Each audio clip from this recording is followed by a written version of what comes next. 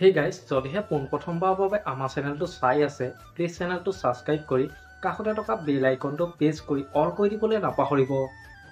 ৰং চেনেলত সম্প্ৰচাৰিত হৈ থকা সূৰুযমুখী চিৰিয়েলত অঞ্চুমানৰ চৰিত্ৰত অভিনয় কৰা অভিনেতাজন আচলতে হয় কোন, ঘৰ ক'ত, কাৰ সৈতে প্ৰেমৰ সম্পৰ্কত আছে, এই সকলোবোৰ জানিব পাৰিব আজি এই ভিডিঅ'টোৰ মাধ্যমেৰে। গতিকে ভিডিঅ'টো অলপো স্কিপ নকৰাকৈ শেষলৈকে চাই থাকিব বুলি আশা কৰিলোঁ। ৰং টিভিত সম্প্ৰচাৰিত হৈ থকা সূৰুযমুখী চিৰিয়েলত অঞ্চুমানৰ চৰিত্ৰত অভিনয় কৰা অভিনেতাজনৰ আচল নাম হৈছে নীলিন দত্ত। নীলিন দত্তৰ জন্ম হৈছিল ২৭ মাৰ্চ তাৰিখে লখিমপুৰ জিলাত। নীলিন দত্তৰ ঘৰত মতা নামটো হৈছে ৰাজ। নীলিন দত্তই অভিনয় জগতত খোজ দিছিল অসমীয়া সংস্কৃতি ভাওনাৰ জৰিয়তে। নীলিন দত্তই অভিনয় কৰা দুখনমান চিৰিয়েলৰ নাম হৈছে দহন, খোজ, বাউলী ফাগুন, অঞ্জলি আৰু বৰ্তমান ৰং টিভিত সম্প্ৰচাৰিত হৈ থকা সূৰুযমুখী চিৰিয়েলত অঞ্চুমানৰ চৰিত্ৰত অভিনয় কৰি দৰ্শকৰ মন জয় কৰিবলৈ সক্ষম হৈছে।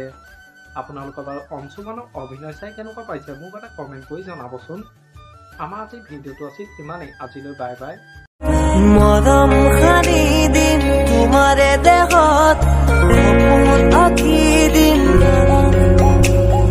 প্ৰতি পদকত, ইয়াৰে কোণত হৈ ৰম